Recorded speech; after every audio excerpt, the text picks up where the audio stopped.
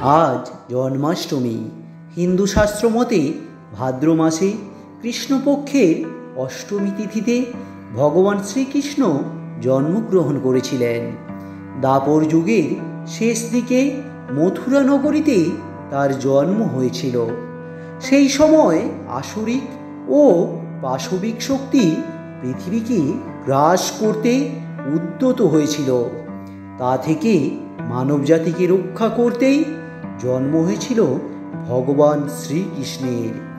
অনেকে একে বলেন কৃষ্ণাষ্টমী, গোকুলাষ্টমী, অষ্টমী রোহিণী অথবা শ্রীকৃষ্ণ জয়ন্তী। প্রতি বছর মধ্য আগস্ট থেকে মধ্য সেপ্টেম্বরের মধ্যে জন্মাষ্টমী পালিত হয়। ভগবান শ্রীকৃষ্ণ ছিলেন দেবকী ও বাসুদেবের অষ্টম সন্তান।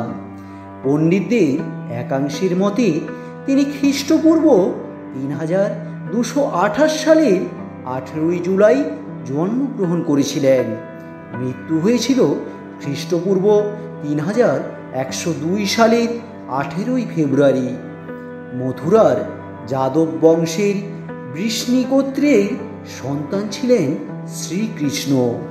হিন্দু সম্প্রদায়ের কাছে জন্মাষ্টমী অত্যন্ত গুরুত্বপূর্ণ উৎসব। নানাভাবে এই উৎসব পালিত হয়।